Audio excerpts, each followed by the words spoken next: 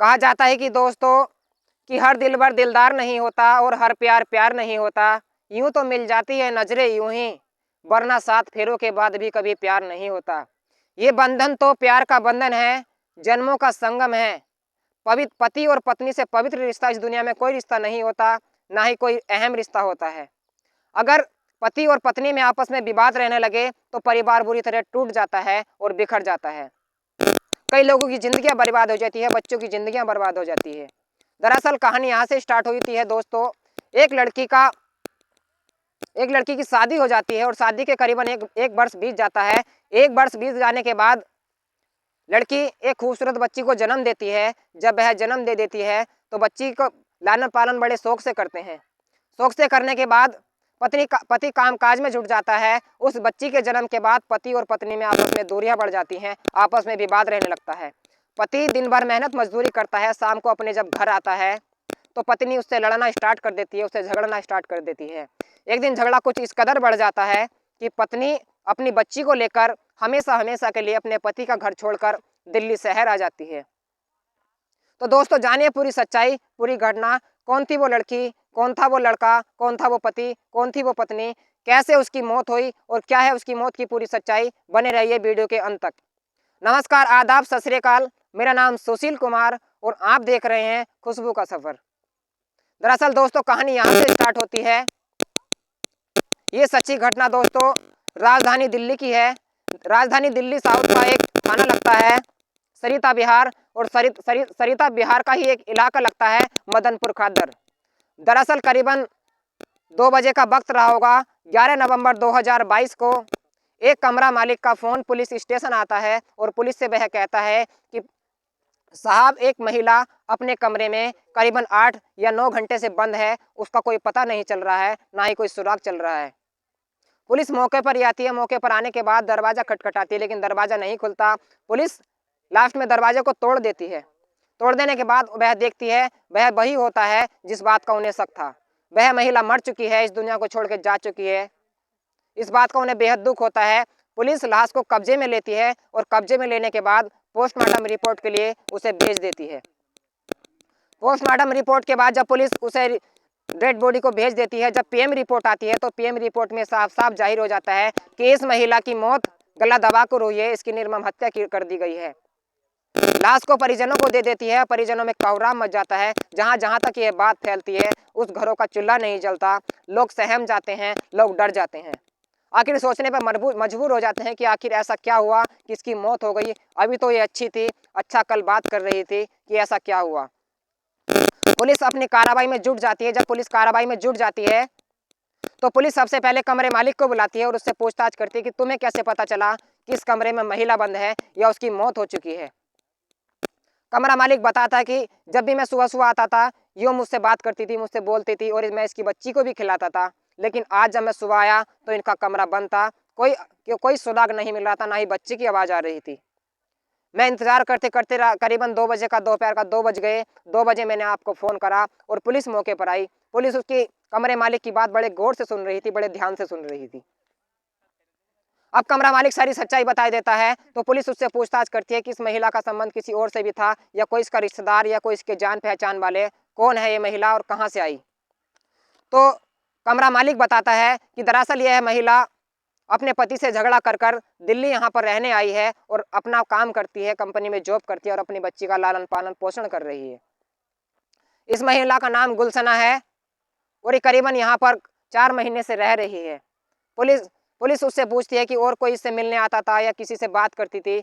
तो कमरा मालिक उससे बताता है कि एक राहुल नाम का व्यक्ति जो किसी के पास ही के बगल के कमरे में रहता है, उससे उसके अच्छे मेल जोल थे, वह आपस में बातें करते थे, एक दूसरे के साथ खाना भी खाया करते थे।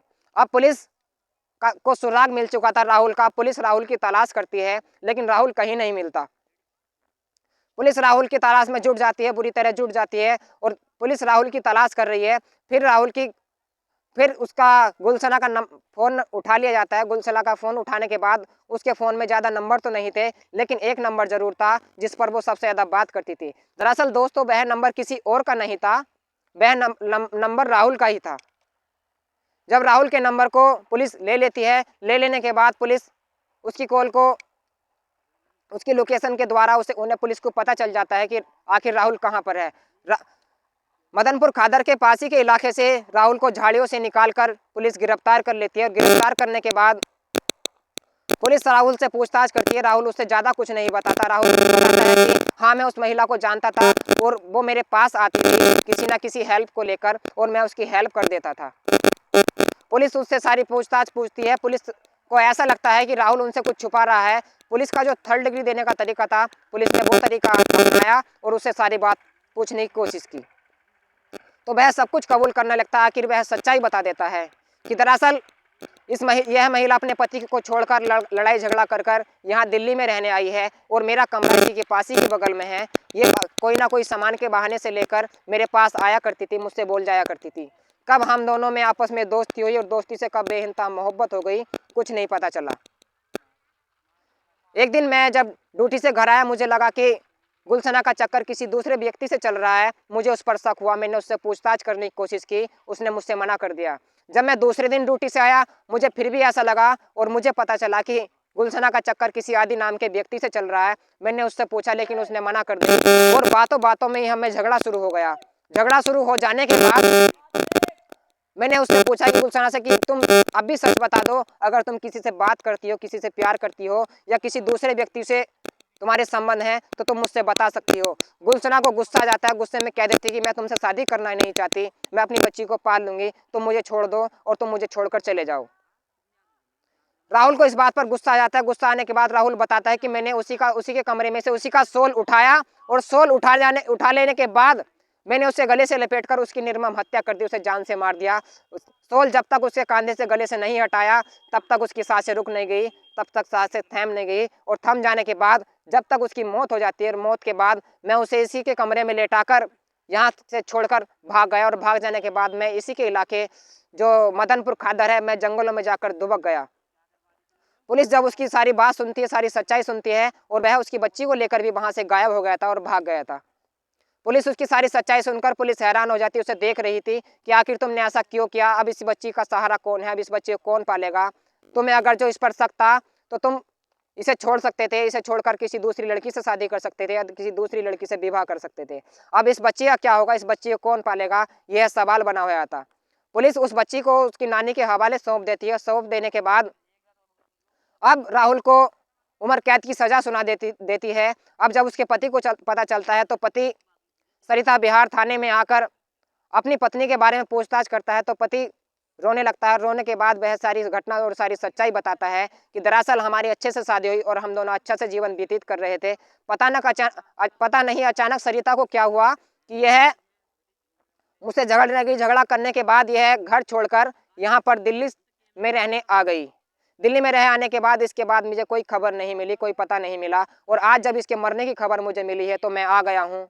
मैं अपनी बच्ची को अपनाना चाहता हूँ, लेकिन वह नानी अपनी बच्ची को उसके पिता के हवाले सौंप देती है और पिता के हवाले सौंप देने के बाद यह सवाल बन जाता है और इस कहानी की यादगार बन जाती है।